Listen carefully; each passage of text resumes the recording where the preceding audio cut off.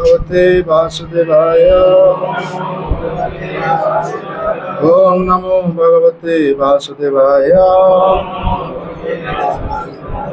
श्रीमद् भागवतम एकादश स्कंद 22 अध्याय श्लोक 46। मां स्वस्य कर्म बीजेन जायते सो अप्ययम् पुमान् म्रियते वामरो भ्रान्त्या यथाग्निर्दारु संयुतः मा स्वस्य कर्म बीजेन जायते सोऽप्ययम् पुमान् म्रियते वामरो भ्रान्त्या यथाग्निर्दारु संयुतः मा स्वस्य कर्म बीजेन जायते सोऽप्ययम् पुमान् म्रियते वामरो भ्रान्त्या यथाग्निर्दारु संयुतः। शब्दानुवाद। मां करे नाही स्वस्य निजर कर्म बीजेन तार कर्म बीज द्वारा जायते जन्म ग्रहण करी से अपि वस्तुत अयम एहि पुमान पुरुष म्रियते मरा जाए बा किंबा अमर अमर यथा जेपरी अग्नि अग्नि दारु काष्ठ द्वारा संयुक्त युक्त। अनुवाद। वास्तव में मनुष्य तार अतीत कर्मर बीजरु जन्म ग्रहण करे नाही, पुनश्च अमर हेबा सत्य मध्य मृत्युवरण करे ता मध्य नुहे।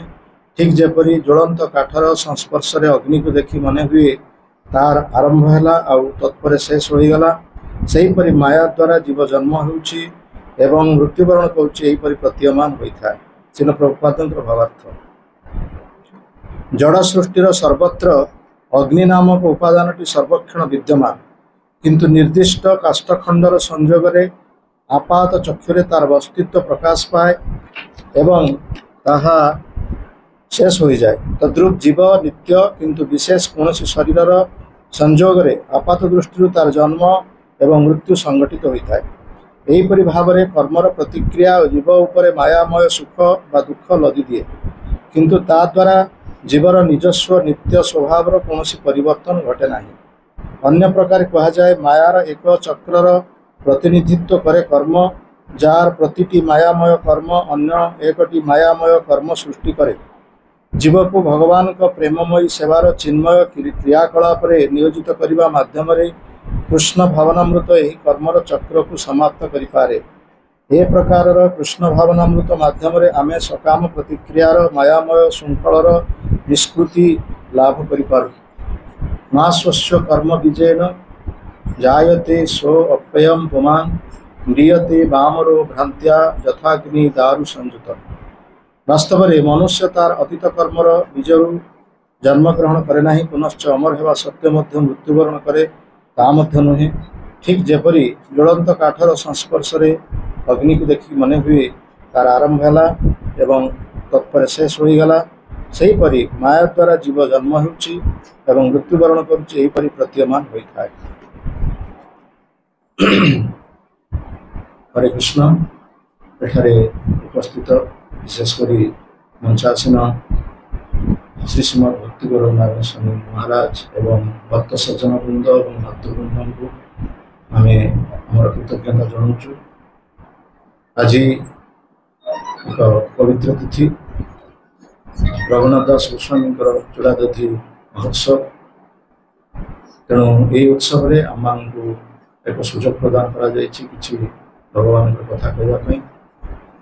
तेणु विशेषकर आज जो श्रीमद भागवत श्लोक पाठ कले ए श्लोकटी एकादश स्कंद उद्धव माधव संवाद। उद्धव भगवान को किसी प्रश्न पचारि भगवान तार उत्तर प्रदान कर। श्रीमद भागवतम एपरी एक शास्त्र जोटि की प्रश्न एवं उत्तर ही शेष। प्रश्न जो प्रश्न सब पचरा से सब गुरुत्वपूर्ण प्रश्न एवं तार उत्तर से गुरुत्वपूर्ण उत्तर प्रदान करा। एते सस्ता बा हल्का प्रश्न भागवत ना। आम देखा प्रथम सुखदेव गोस्वामी परीक्षित महाराज ତା ସହିତ ବିଦୁର ମୈତ୍ରେୟ ମୁନି, ନାରଦ, ଯୁଧିଷ୍ଠିର ମହାରାଜ ଏବଂ ଉଦ୍ଧବ, ମାଧବ, ଏମାନେ ସମସ୍ତେ ଯେଉଁ ପ୍ରଶ୍ନ ପଚାରୁଛନ୍ତି ଏ ପ୍ରଶ୍ନ ବହୁତ ଗୁରୁତ୍ୱପୂର୍ଣ୍ଣ ପ୍ରଶ୍ନ ଏବଂ ତାର ଉତ୍ତର ମଧ୍ୟ ବହୁତ ଗୁରୁତ୍ୱପୂର୍ଣ୍ଣ ଉତ୍ତର ମଧ୍ୟ ପ୍ରଦାନ କରାଯାଉଛି। ବିଶେଷ କରି ଉଦ୍ଧବ, ଯିଏକି ଭଗବାନଙ୍କର ଅତି ଅନ୍ତରଙ୍ଗ ଭକ୍ତ, ସେ ପ୍ରଥମେ ଥିଲେ ଜ୍ଞାନ ମିଶ୍ରିତ ଭକ୍ତ ଥିଲେ। ତାଙ୍କର ଜ୍ଞାନ ମିଶ୍ରିତ ଅର୍ଥ ସେ ଶାସ୍ତ୍ର ଜ୍ଞାନ ଦ୍ୱାରା ଭଗବାନଙ୍କୁ ପରିଚିତ କରିବା ପାଇଁ ଚାହୁଁଥିଲେ। ତାଙ୍କର ମନରେ ଏଇ ଗର୍ବ ଥିଲା ଯେ ଜ୍ଞାନ ଦ୍ୱାରା, ଶାସ୍ତ୍ର ଦ୍ୱାରା ହିଁ ଆମେ ଭଗବାନଙ୍କୁ ଜାଣିପାରିବା। ସେଥିପାଇଁ ଭଗବାନ ତାଙ୍କୁ ଗୋପୀମାନଙ୍କ ପାଖକୁ ପଠାଇଥିଲେ, ନନ୍ଦ ଯଶୋଦାଙ୍କ ପାଖକୁ ପଠାଇଥିଲେ ଏବଂ ସେମାନଙ୍କ ପାଖକୁ ଆସିବା ପରେ ଉଦ୍ଧବଙ୍କର ଯେଉଁ ଗର୍ବ ଥିଲା, ଜ୍ଞାନ ଗର୍ବ, ତାଙ୍କର ସମୂଳେ ନିଶ୍ଚିହ୍ନ ହୋଇଗଲା। ଏବଂ ସେ ଯେତେବେଳେ ନନ୍ଦ ଯଶୋଦାଙ୍କ ସଂସ୍ପର୍ଶରେ ଆସିଲେ ଏବଂ ଗୋପୀମାନଙ୍କ ସଂସ୍ପର୍ଶରେ ଆସିଲେ, ସେ ଜାଣିଲେ ଯେ ପ୍ରକୃତପକ୍ଷେ ଏମାନେ କୃଷ୍ଣଙ୍କୁ ଯେଭଳି ଭଲ ପାଆନ୍ତି, ଏମାନେ କୃଷ୍ଣଙ୍କ ସହିତ ଯେଉଁଭଳି ଭାବରେ ସମ୍ପର୍କିତ ହୋଇଛନ୍ତି, ତାହା ସମ୍ପର୍କରେ, ସେ ସମ୍ପର୍କରେ ମୁଁ ଶାସ୍ତ୍ର ଜ୍ଞାନ ଦ୍ୱାରା ଏମାନଙ୍କୁ କ'ଣ ମୁଁ ବୁଝେଇବି। ତେଣୁ ସେ ଉଦ୍ଧବଙ୍କର ସେ ଯେଉଁ ଜ୍ଞାନ ଗର୍ବ ଥିଲା ସେ ସମ୍ପୂର୍ଣ୍ଣ ଭାବରେ ନିଶ୍ଚିହ୍ନ ହୋଇଗଲା ଏବଂ ଶେଷରେ ସେ ତାଙ୍କ ନିକଟରେ ପ୍ରକୃତ ପକ୍ଷରେ କ୍ଷମା ପ୍ରାର୍ଥନା କରିଛନ୍ତି। ଅସାମହ ଚରଣ ରେଣୁ ଯୁଷାମହ ସ୍ୱାମ ବୃନ୍ଦାବନ ଗୁଳ୍ମ ବତୌଷଧୀନା ଯାଦୃଶ୍ଚେଜ୍ୟା ସୋଜନ ଆର୍ଯ୍ୟଂ ପଥଞ୍ଚ ହିତ୍ୱା ଭେଜୁର୍ମୁକୁନ୍ଦ ପଦଭି ସ୍ମୃତି ବିମୁଖ୍ୟା। ସେତେବେଳେ ଉଦ୍ଧବ ସେ କହିଛନ୍ତି ଯେ ଏମାନଙ୍କର, ଗୋପୀମାନଙ୍କର ଚରଣ ରେଣୁ, ଗୋପାଳମାନଙ୍କର ଚରଣ ରେଣୁକୁ ମୋ ମସ୍ତକରେ ବୋଳି ହେବା ଦରକାର। କାରଣ ଏମାନେ ଏ ପ୍ରକାର ସୁକୃତି ଥିଲା ଯାହାଫଳରେ ସେମାନେ କୃଷ୍ଣଙ୍କ ସହିତ ସଂସ୍ପର୍ଶରେ ରହିଛନ୍ତି ଏବଂ ତାଙ୍କର ସଙ୍ଗଲାପ କରିଛନ୍ତି, ଯେଉଁଟାକି ମୁଁ କୃଷ୍ଣଙ୍କ ସାଙ୍ଗରେ ରହିକି ମଧ୍ୟ କୃଷ୍ଣଙ୍କୁ ଚିହ୍ନିପାରିଲି। ଏମାନେ ଯେଉଁଭଳି ଭାବରେ କୃଷ୍ଣଙ୍କୁ ଜାଣିଛନ୍ତି, ପ୍ରକୃତପକ୍ଷେ ମୁଁ ସେ ବିଷୟରେ କିଛି ଜାଣିପାରି ନାହିଁ। ମୁଁ ଖାଲି ଶାସ୍ତ୍ର ଜ୍ଞାନ ଦ୍ୱାରା କୃଷ୍ଣଙ୍କୁ ପରିଚିତ ଏବଂ ପ୍ରକାଶିତ କରିବା ପାଇଁ ଚାହୁଁଛି, କିନ୍ତୁ ଏମାନଙ୍କର ଶାସ୍ତ୍ର ଜ୍ଞାନ ନାହିଁ। କିନ୍ତୁ କୃଷ୍ଣଙ୍କ ପ୍ରତି ଏତେ ତାଙ୍କର ଭଲ ପାଇବା, ଏତେ ତାଙ୍କର ଅନ୍ତରଙ୍ଗ ଭାବ ରହିଛି, ମୁଁ ସେମାନଙ୍କ ନିକଟରେ ନିଜକୁ ଅତି ନ୍ୟୁନ ନିଚ ମନେ କରୁଛି। ଅସାମହ ଚରଣ ରେଣୁ ଯୁଷାମହ ସ୍ୱାମ। ବୃନ୍ଦାବନରେ ଯେଉଁ ଗୁଳ୍ମ ଲତା ଆଜି ଜନ୍ମ ପ୍ରାପ୍ତ ହୋଇଛନ୍ତି ବା ସେମାନଙ୍କୁ ଜୀବନ ଲାଭ କରିଛନ୍ତି, ସେମାନଙ୍କର ଜୀବନ ମଧ୍ୟ ସାର୍ଥକ ହେଇଛି, କାରଣ ସେଇ ଗୋପାଳ ବାଳକମାନଙ୍କର ଚରଣ ରେଣୁ ସେମାନେ ପ୍ରାପ୍ତ କରୁଛନ୍ତି। ମୁଁ ସେମାନଙ୍କର ଚରଣ ରେଣୁ ପାଇବା ପାଇଁ ମଧ୍ୟ ଆଶା କରୁଛି। ସେମାନଙ୍କର ଚରଣ ରେଣୁ ମୋ ମସ୍ତକରେ ପଡ଼େ, ମୋ ଜୀବନ ସାର୍ଥକ। ତେଣୁ ଏହି ପ୍ରକାର ଚିନ୍ତାଧାରା ତାଙ୍କ ମନରେ ଉଦ୍ରେକ ହେଇଛି ଏବଂ ନିଜର ଯେଉଁ ଗର୍ବ ନିଶ୍ଚିହ୍ନ ହେଇଛି, ସେସବୁରେ ଭଗବାନଙ୍କ ପାଖରେ ଆସିକି ନିଜର କ୍ଷୋଭ ମଧ୍ୟ ଦୁଃଖ ପ୍ରକାଶ କରିଛନ୍ତି ଯେ ପ୍ରକୃତରେ ମୁଁ ସେମାନଙ୍କ ପାଖରେ ଯେଉଁ ଶାସ୍ତ୍ର ଜ୍ଞାନ ଦ୍ୱାରା ତାଙ୍କୁ ଜଣାଇବା ପାଇଁ ଚାହୁଁଥିଲି, ସେ ଶାସ୍ତ୍ର ଦ୍ୱାରା ହିଁ ପ୍ରକୃତ ପକ୍ଷେ ତାଙ୍କୁ ଆମେ କରିପାରିବା ନାହିଁ। ସେତେବେଳେ ଉଦ୍ଧବ ଭଗବାନଙ୍କର ଅତି ଅନ୍ତରଙ୍ଗ ହେଇଛନ୍ତି। ତାଙ୍କର ଉଦ୍ଧବଙ୍କୁ ସେ ବହୁତ ଶ୍ରେଷ୍ଠ ସ୍ତରରେ ରଖିଛନ୍ତି ଭଗବାନ। ଏପରିକି କୁହାଯାଇଛି, ନ ତଥା ଆମେ ପ୍ରିୟତମ ଆତ୍ମଜନୀ ନ ଶଙ୍କର ନ ସଂକର୍ଷଣ ନ ଶ୍ରୀ ନୈବ ଆତ୍ମା ଚ ଯଥା ଭବାନ। ଯେତେବେଳେ ଉଦ୍ଧବଙ୍କୁ ହିଁ ପରବର୍ତ୍ତୀ ଗୋପୀମାନଙ୍କ ପାଖରୁ ଆସିବା ପରେ ସେ ଉଦ୍ଧବଙ୍କୁ କହୁଛନ୍ତି ଯେ ନ ତଥା ଆମେ ପ୍ରିୟତମ ଆତ୍ମଜନୀ, ମୋ ଠାରୁ ଯିଏ ଜାତ ହେଇଛନ୍ତି ବ୍ରହ୍ମାଜୀ ସ୍ୱୟଂ, ସେ ମଧ୍ୟ ମୋର ପ୍ରିୟ ନୁହନ୍ତି। ନ ତଥା ଆମେ ଆତ୍ମଜନୀ ନ ଶଙ୍କର, ଶିବଜୀ ମୋର ମଧ୍ୟ ପ୍ରିୟ ନୁହନ୍ତି। ନ ସଂକର୍ଷଣ, ସଂକର୍ଷଣ କଲେ ବଳରାମ, ବଳରାମ ମଧ୍ୟ ମୋର ପ୍ରିୟ ନୁହନ୍ତି। ନ ଶ୍ରୀ, ଲକ୍ଷ୍ମୀ ଦେବୀ, ଯାହାଙ୍କର ଅଙ୍ଗ୍ରାସିତ ଲକ୍ଷ୍ମୀ ଦେବୀ ମଧ୍ୟ ମୋର ପ୍ରିୟ ନୁହନ୍ତି। ନୈବ ଆତ୍ମା, ମୋର ନିଜର ଆତ୍ମା ମଧ୍ୟ ମୋର ପ୍ରିୟ ନୁହେଁ, ଯେ କଥା ଭଗବାନ।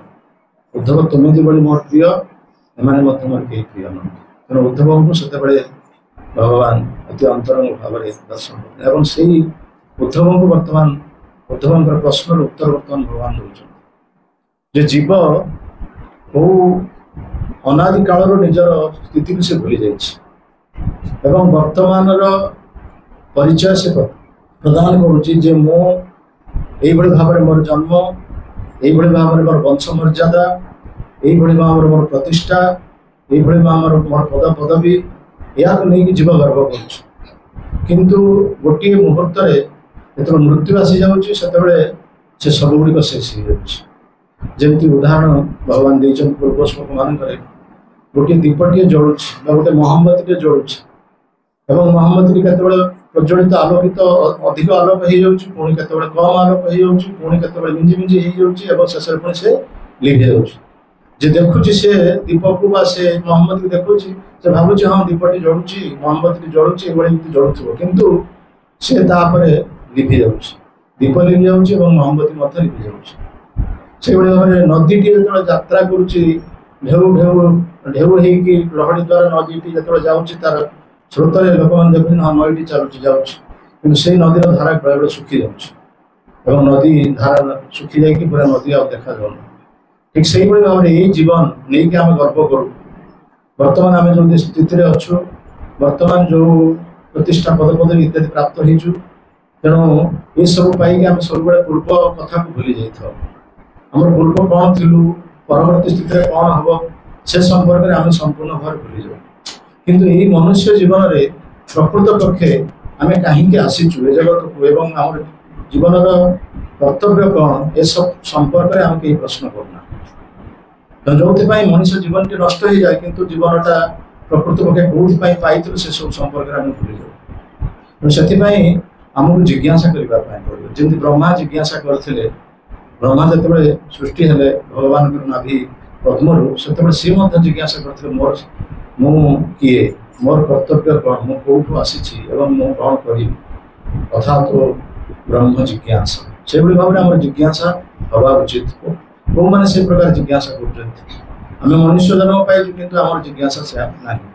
ମୁଁ କିଏ, ମୁଁ ଏଇ ଜଗତ କାହିଁକି ଆସିଛି, ମୋର ପରିଚୟ କ'ଣ, ମୁଁ କ'ଣ କର୍ତ୍ତବ୍ୟ, ମୋର କ'ଣ କରିବି, ମୃତ୍ୟୁ ପୂର୍ବରୁ ମୋର କ'ଣ କରିବା ଦରକାର ଏବଂ ମୃତ୍ୟୁ ପରେ ମୋର ଗତି କ'ଣ ହେବ, ଏ ବିଷୟରେ କେତେ ଜଣ ପ୍ରଶ୍ନ ପଚାରୁଛନ୍ତି। ତେଣୁ ଏ ଜୀବନଟି ଆମର ନଷ୍ଟ ହେଇଯାଉଛି, ସେଇଭଳି ଭାବରେ ଚାଲି ଚାଲିକି ସେ ନଷ୍ଟ ହେଇଯାଉଛି ଏବଂ ଜୀବନର ଲକ୍ଷ୍ୟ ମଧ୍ୟ ଆମେ ଭୁଲି ଯାଉଛୁ। ସେଥିପାଇଁ ପ୍ରକୃତ ପକ୍ଷେ ଯେଉଁ ମାନବ ଉନ୍ନତ ଚେତନା ପ୍ରାପ୍ତ ହେଇଛି, ସେ ଚେତନାର ପ୍ରକୃତ କ୍ରମ ବିକାଶ ହେବା ଉଚିତ। ଯାହା କୁହାଯାଇଛି 5ଟି ଚେତନା ମଧ୍ୟରେ 84 ଲକ୍ଷ ଜୀବଜନୀ ଅଛି। 84 ଲକ୍ଷ ଜୀବଜନୀ 5ଟି ଚେତନା ମଧ୍ୟରେ ଅଛନ୍ତି। ଗୋଟେ ହେଉଛି ଆବୃତ ଚେତନା, ଗୋଟେ ହେଉଛି ସଂକୁଚିତ ଚେତନା, ଗୋଟେ ହେଉଛି ମୁକୁଳିତ ଚେତନା ଏବଂ ଗୋଟେ ହେଉଛି ବିକଚିତ ଚେତନା ଏବଂ ପୂର୍ଣ୍ଣ ବିକଚିତ ଚେତନା। ଆବୃତ ଏବଂ ସଂକୁଚିତ ଚେତନା ମଧ୍ୟରେ 80 ଲକ୍ଷ ଜୀବଜନୀ ମାନେ ଘୂର୍ଣ୍ଣାୟମାନ ହେଉଛନ୍ତି।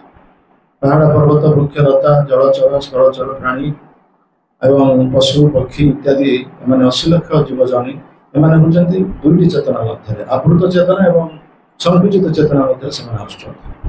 କିନ୍ତୁ ମୁକୁଳିତ ଚେତନା, ବିକଚିତ ଚେତନା ଏବଂ ପୂର୍ଣ୍ଣ ବିକଚିତ ଚେତନା ସ୍ତରରେ ମାନବ ରହୁଛି। ଅର୍ଥାତ୍ ଯେମିତି ଗୋଟେ ଫୁଲଟିଏ କ୍ରମଶଃ ଫୁଟୁଛି, ଅର୍ଦ୍ଧ ପ୍ରସ୍ଫୁଟିତ ହେଉଛି, ପୁଣି ପୂର୍ଣ୍ଣ ପ୍ରସ୍ଫୁଟିତ ହେଇକି ତାର ସ୍ୱରୂପ ଚାରିଆଡ଼େ ବିକଶିତ ହେଉଛି, ସେଇଭଳି ଭାବରେ ମାନବର ଚେତନା କ୍ରମଶଃ ବିକଶିତ ହେବା ଉଚିତ ଏବଂ ପୂର୍ଣ୍ଣ ବିକଶିତ ଚେତନା ସ୍ତରକୁ ଯିବା ଉଚିତ। ଯେତେବେଳେ ପୂର୍ଣ୍ଣ ବିକଶିତ ଚେତନା ସ୍ତରରେ ମାନବ ଉପନୀତ ହେବ, ସେତେବେଳେ ସମସ୍ତଙ୍କ ଭିତରେ ସେ ପରମାତ୍ମା ରୂପରେ ଭଗବାନଙ୍କୁ ହିଁ ଦର୍ଶନ କରିବ।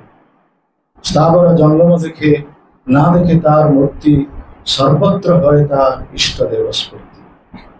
ସମସ୍ତଙ୍କ ଭିତରେ ପଶୁ ପକ୍ଷୀ କୀଟ ପତଙ୍ଗ ସ୍ଥାବର ଜଙ୍ଗମ ସମସ୍ତଙ୍କ ଭିତରେ ସେ ପରମାତ୍ମା ରୂପରେ ଭଗବାନଙ୍କୁ ଦର୍ଶନ କରିବ। ଗୀତାରେ ସେ କଥା କୁହାଯାଇଛି, ବିଦ୍ୟା ବିନୟ ସମ୍ପନ୍ନେ ବ୍ରାହ୍ମଣେ ଗବିହସ୍ତିନୀ ସୁନିଚୈବ ସ୍ୱପାକେଚ ପଣ୍ଡିତା ସହଦର୍ଶିନୀ। ଯେଉଁମାନେ ପ୍ରକୃତ ପକ୍ଷେ ଆତ୍ମଜ୍ଞାନ ଲାଭ କରିଛନ୍ତି, ସେମାନେ ପ୍ରକୃତ ପକ୍ଷେ ସମସ୍ତଙ୍କ ଭିତରେ, ଏପରିକି ଜଣେ ଗାଈ ମଧ୍ୟରେ, ଗାଭୀ ମଧ୍ୟରେ ବା ଚଣ୍ଡାଳ ମଧ୍ୟରେ ବା ହସ୍ତି ମଧ୍ୟରେ ବା କୁକୁର ମଧ୍ୟରେ ବା ବ୍ରାହ୍ମଣ ମଧ୍ୟରେ, ସମସ୍ତଙ୍କ ମଧ୍ୟରେ ସେ ପରମାତ୍ମା ରୂପରେ ଦର୍ଶନ କରିବେ ଏବଂ କାହା ପ୍ରତି ତାର ସେଇଭଳି ଘୃଣା ମନୋଭାବ ଆସିବ ନାହିଁ। କିନ୍ତୁ ଆମର ସେ ଚିନ୍ତାଧାରା ନଥିବା ହେତୁ ଆମେ ଅନ୍ୟକୁ ଘୃଣା କରୁଛେ, ଆମେ ନିଜକୁ ଅନ୍ୟଠାରୁ ଉଚ୍ଚ ବୋଲି ମନେ କରୁଛେ, ଅନ୍ୟକୁ ହୀନ ବୋଲି ମନେ କରୁଛେ। ଆମେ କହୁଛେ ଆମେ ହେଉଛି ଭାରତୀୟ, ସିଏ ହେଉଛି କଳା, ସିଏ ହେଉଛି ଗୋରା, ସିଏ ହେଉଛି ଆମେରିକାନ, ସିଏ ହେଉଛି ଇଂଲଣ୍ଡୀୟ, ମୁଁ ହେଉଛି ବ୍ରାହ୍ମଣ, ସିଏ ହେଉଛି କ୍ଷତ୍ରିୟ, ସିଏ ହେଉଛି ଶୂଦ୍ର। ଏହି ପ୍ରକାର ଆମ ମନ ଭିତରେ ଏହି ଚେତନା ରହିଛି। ତେଣୁ ସେ ଚେତନାରୁ ଆମକୁ ସମ୍ପୂର୍ଣ୍ଣ ଭାବରେ ବିକଚିତ ପୂର୍ଣ୍ଣ ବିକଚିତ ଚେତନା ସ୍ତରକୁ ଆମକୁ ଯିବା ଆବଶ୍ୟକତା ଅଛି। ଏବଂ ପୂର୍ଣ୍ଣ ବିକଚିତ ଚେତନା ସ୍ତରରେ ଆସିଲେ ଯେତେବେଳେ ଆମେ ସେତେବେଳେ ଜାଣିବା ଯେ ଆମେ ହେଉଛୁ କେବଳ ସମସ୍ତେ ଭଗବାନଙ୍କର ସେବକ, ଆଉ ଆମେ ସମସ୍ତଙ୍କର ବଦ୍ଧ, ଆମେ ସମସ୍ତେ ହେଉଛୁ ଭଗବାନଙ୍କର ସେବକ ଏବଂ ଆମ ସମସ୍ତଙ୍କର କର୍ତ୍ତବ୍ୟ ହେଉଛି ଭଗବାନଙ୍କର ସେବା କରିବା। ଯେଉଁଟା ହିଁ ରୂପ ଗୋସ୍ୱାମୀ ଏବଂ ସନାତନ ଗୋସ୍ୱାମୀ ମହାପ୍ରଭୁ ପଚାରିଥିଲେ, ଆମେ କେନେ ମରେ ଯାରେ ତାପତ୍ର, ଆମେ କିଏ, ମୁଁ କିଏ, ମୋତେ କାହିଁକି ତ୍ରିତାପ ଦୁଃଖ ଭୋଗ କରିବାକୁ ପଡୁଛି? ଏ ପ୍ରଶ୍ନ ପଚାରିଥିଲେ ଯେଉଁମାନେ ଅତି ବିଦ୍ୱାନ ଏବଂ ସେମାନେ ବ୍ରାହ୍ମଣ ପରିବାରରୁ ଆସିଛନ୍ତି ଏବଂ ତାଙ୍କର କୌଣସି ଐଶ୍ୱର୍ଯ୍ୟ କମ୍ ନୁହେଁ, କିନ୍ତୁ ସେ ନିଜକୁ ଭାବୁଥିଲେ ସବୁଠାରୁ ଯାହାକୁ ହୀନ ବୋଲି ମନେ କରୁଥିଲେ, ଅଜ୍ଞ ବୋଲି ମନେ କରୁଥିଲେ। ସେମାନେ ମହାପ୍ରଭୁ ନିକଟରେ ଏହି ପ୍ରଶ୍ନ ପଚାରିଲେ ଯେ ଆମେ କିଏ, ମୁଁ କିଏ, କାହିଁକି ଆମେ ତ୍ରିତାପ ଦୁଃଖ ଭୋଗ କରୁଛୁ? ଚୈତନ୍ୟ ମହାପ୍ରଭୁ ଉତ୍ତର ଦେଇଥିଲେ ଯେ ଜୀବେ ସ୍ୱରୂପ ଭୟ କୃଷ୍ଣର ନିତ୍ୟ ଦାସ। ଜୀବର ସ୍ୱରୂପ ସ୍ଥିତି ହେଉଛି କୃଷ୍ଣର ନିତ୍ୟ ସେବକ। ଏବଂ ଆମେମାନେ ଯେଉଁ ତ୍ରିତାପ ଦୁଃଖ ଭୋଗ କରୁଛୁ, এই ত্রিতাপ দুঃখ, আদি দৈবিক দুঃখ, আদি ভৌতিক দুঃখ এবং আধ্যাত্মিক দুঃখ, এମାନେ ଆମେ ভোগ କରୁଛୁ ଯେ ପ୍ରକୃତ ପକ୍ଷେ ଆମେ ଆମର ସ୍ୱରୂପ ସ୍ଥିତିକୁ ଭୁଲି ଯାଇଛୁ। ଆମେ ପ୍ରକୃତରେ ଆମ ନିଜର ସ୍ୱରୂପ ସ୍ଥିତିକୁ ଭୁଲି ଯାଇଥିବା ହେତୁ ଆମେ ଦୁଃଖ ଭୋଗ କରୁଛୁ। କିନ୍ତୁ ଯେତେବେଳେ ଆମେ ନିଜର ସ୍ୱରୂପ ସ୍ଥିତି ସମ୍ପର୍କରେ ଅବଗତ ହେବୁ, ଯେତେବେଳେ ଆମେ ଭଗବାନଙ୍କ ସେବାରେ ନିଯୁକ୍ତ ହେବୁ, ଯେତେବେଳେ ଆମେ ସାଧୁ ସଙ୍ଗ କରିବୁ, ସାଧୁ ସଙ୍ଗରେ ନିଜର ତତ୍ତ୍ୱକୁ ଅବଗତ ହେବୁ, ସେତେବେଳେ ପ୍ରକୃତ ପକ୍ଷେ ଆଉ ଇଏ ତ୍ରିତାପ ଦୁଃଖ ଆମକୁ କଷ୍ଟ ଦେବ ନାହିଁ। ତେଣୁ ସେଥିପାଇଁ ନିଜର ସ୍ୱରୂପ ସ୍ଥିତି ସମ୍ପର୍କରେ ଆମକୁ ଜିଜ୍ଞାସା କରିବା ପାଇଁ ପଡ଼ିବ। ସେଥିପାଇଁ ଯେଉଁମାନେ ବୁଦ୍ଧିମାନ ଲୋକ ସେମାନେ ଏହି ପ୍ରଶ୍ନ ପଚାରିବା ଦରକାର। ଯେମିତି ପରୀକ୍ଷିତ ମହାରାଜ ସୁଖଦେବ ଗୋସ୍ୱାମୀଙ୍କୁ ପଚାରିଥିଲେ ପ୍ରଶ୍ନ, 7 ଦିନ ଥିଲା ତାଙ୍କର ଆୟୁଷ, ସେ ପଚାରିଲେ ମୃତ୍ୟୁ ପୂର୍ବରୁ ଜୀବ କ'ଣ କରିବା ଉଚିତ? ଏ ପ୍ରଶ୍ନ ହିଁ ମାନବ ପଚାରିବ। ପଶୁପକ୍ଷୀ ମାନେ ସେମାନଙ୍କର ଚେତନା ନିମ୍ନ ଚେତନା, ସେମାନେ ଏ ପ୍ରଶ୍ନ ପଚାରିବେ। ମନୁଷ୍ୟ ହିଁ ପ୍ରଶ୍ନ ପଚାରିବ ଯେ ମୃତ୍ୟୁ ପୂର୍ବରୁ ଆମେ କ'ଣ କରିବା ଦରକାର? ମୃତ୍ୟୁ ତ ଆମର ଅବସମ୍ଭାବୀ, କେଉଁ ସମୟରେ କେତେବେଳେ ମୃତ୍ୟୁ ହେବ କିଛି କହିହେବ ନାହିଁ। ତେଣୁ ମୃତ୍ୟୁ ପୂର୍ବରୁ ଜଣେ କ'ଣ କରିବା ଦରକାର ଏବଂ ତା ସହିତ ମାନବ ଜୀବନର ପ୍ରଧାନ କର୍ତ୍ତବ୍ୟ। এই দুইটি যে প্রশ্ন, এটা হচ্ছে অতি গুরুত্বপূর্ণ প্রশ্ন। পরীক্ষিত মহারাজ সেই প্রশ্ন সুখদেবଙ୍କୁ ପଚାରିଥିଲେ। ତେଣୁ ପରୀକ୍ଷିତ ମହାରାଜଙ୍କ ପ୍ରଶ୍ନ ଶୁଣିକି ସୁଖଦେବ ଗୋସ୍ୱାମୀ ବହୁତ ଖୁସି ହେଇଥିଲେ ଏବଂ କହିଥିଲେ ଯେ ପ୍ରକୃତରେ ଏଇ ହେଉଛି ବହୁତ ଗୁରୁତ୍ୱପୂର୍ଣ୍ଣ ପ୍ରଶ୍ନ। ଏହି ପ୍ରଶ୍ନ କେହି ପଚାରି ନାହାନ୍ତି ଆଜି ପର୍ଯ୍ୟନ୍ତ, ତୁମେ ସେ ପ୍ରଶ୍ନ ପଚାର। ତେଣୁ ସେ ପ୍ରଶ୍ନର ଉତ୍ତରରେ ସୁଖଦେବ ଗୋସ୍ୱାମୀ ପ୍ରକୃତରେ କହିଛନ୍ତି ଯେ ତୁମେ ଯେଉଁ 7 ଦିନ ତୁମର ଆୟୁଷ ଅଛି, ଦୀର୍ଘ ଆୟୁଷ ଅଛି ଏବଂ ସେ 7 ଦିନ କେବଳ ତୁମେ ଭଗବାନଙ୍କର କଥା ଶ୍ରବଣ କର, ଆଉ କିଛି କରିବା ଦରକାର ନାହିଁ। କେବଳ ଭଗବାନଙ୍କର କଥା ଶ୍ରବଣ କର। ଶୁଣତାଂଶ କଥା କୃଷ୍ଣ ପୁଣ୍ୟ ଶ୍ରବଣ କୀର୍ତ୍ତନ ହୃଦସ୍ଥ ହି ଅଭଦ୍ରାଣୀ ବିଧୁନତି ଶ୍ରୋତସତା। ତୁମେ ଭଗବାନଙ୍କର କଥା ଶ୍ରବଣ କର କେବଳ, ଯାହାଦ୍ୱାରା ଆମର ହୃଦୟ ଭିତରେ ଯେତେ ମଇଳା ସବୁ ଅଛି, ଆମେ ଯେଉଁ ଅନ୍ୟକୁ ହୀନ ଦୃଷ୍ଟିରେ ଦେଖୁଛେ, ଆମେ ଅନ୍ୟକୁ ଘୃଣା କରୁଛେ, ଆମେ ଅନ୍ୟକୁ ହିଂସା କରୁଛେ, ଈର୍ଷା କରୁଛେ, এই ସବୁ ଚିନ୍ତାଧାରା ଆମର ଚାଲିଯିବ ଯେତେବେଳେ ଆମେ ଭଗବାନଙ୍କର କଥା ଶ୍ରବଣ କରେ। ତେଣୁ ତୁମେ 7 ଦିନ ଶ୍ରବଣ କର। ଆଉ ଜୀବନର ପ୍ରକୃତ ଉଦ୍ଦେଶ୍ୟ ହେଉଛି ଭଗବାନଙ୍କୁ ଜାଣିବା, ଭଗବାନଙ୍କୁ ପ୍ରାପ୍ତ ହେବା। ଜୀବନରେ ଆମେ ଯାହା କିଛି କାର୍ଯ୍ୟ କରିଥିଲେ ମଧ୍ୟ, ଆମେ ଯାହା କିଛି ପରୋପକାର କରୁ, ରୋଗୀ ସେବା କରୁ, ଲୋକ ସେବା କରୁ, ଅନ୍ଧର ଚକ୍ଷୁ ଦାନ ଦେଉ, ଯାହା କିଛି କରୁ ମଧ୍ୟ ସମସ୍ତ ବ୍ୟର୍ଥ ହେଇଯିବ ଯଦି ଅନ୍ତିମ ସମୟରେ ଭଗବାନଙ୍କର ନାମ ଉଚ୍ଚାରିତ ନ ହେବ। ଏତାଭ୍ୟାମ ସାଂଖ୍ୟ ଯୋଗାଭ୍ୟାମ ସ୍ୱଧର୍ମ ପରିନିଷ୍ଠୟା ଜନ୍ମ ଲାଭ ପରପୁଂସ ଅନ୍ତେ ନାରାୟଣ ସ୍ମୃତି। ଆମ ଜୀବନ କାଳ ଭିତରେ ବହୁତ କାର୍ଯ୍ୟ ସବୁ ବହୁତ ଲୋକ କରିଥାନ୍ତି, ପରୋପକାର କରିଥାନ୍ତି, ରୋଗୀ ସେବା କରିଥାନ୍ତି, ବିଦ୍ୟାଳୟ କରିଥାନ୍ତି, ଡାକ୍ତରଖାନା କରିଥାନ୍ତି, ଅନାଥାଶ୍ରମ କରିଥାନ୍ତି, ଏସବୁ କାର୍ଯ୍ୟ ବହୁତ ପରୋପକାର କରିଥାନ୍ତି।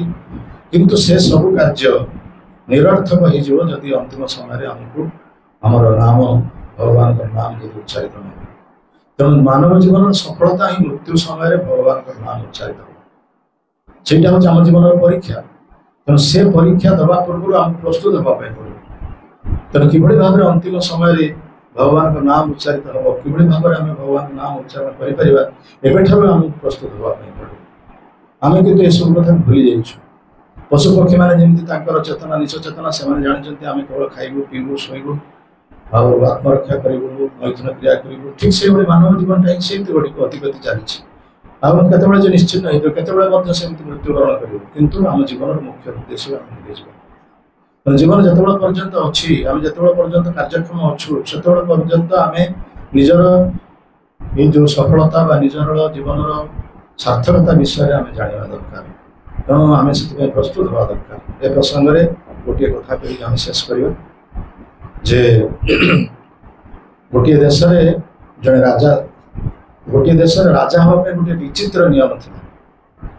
ଗୋଟିଏ ଦେଶରେ ଜଣେ ରାଜା ହେବା ବିଚିତ୍ର ନିୟମ ଥିଲା କ'ଣ ନା, ଯିଏ ଦେଶର ରାଜା ହେବ 5 ବର୍ଷ ପାଇଁ ରାଜା ହେବ, ତାପରେ ସେ ରାଜାଙ୍କୁ ନିର୍ବାସନ ଦଣ୍ଡ ଦିଆଯିବ ଏବଂ जो स्थान से निर्वासित हम से खावाई मिलनी रही व्यवस्था ना पीवा व्यवस्था नई लोक कथा कहवाई थे एकाकी रस्ते आस्ते किसी न पाइबा खावाई खाद्य पाइबना पीवाई जल पाइबना रही बासगृह पाइबना शेष से मृत्यु मुखे पड़ो तेणु से देश में राजा हाँ लोक कि चाहून बोले 5 वर्ष राजा है से निर्वासित हाँ पड़ो तेणु कहीं राजा हाँ चाहून कि जड़े चतुर व्यक्ति से चिंता कले मु राजा हे कहीं तो राजा होना जड़े जो कहले राजा हाँ सागे सागे जहाँ कह राजा सिंहासन बसई दिगला अभिषेक करागला अभिषेक कला से राजा है राजा हो राज्य शासन कले राज्य शासन करने समय से चिंता कर मत 5 वर्ष पर से तेणु से पूर्व से कौन कले ना से स्थान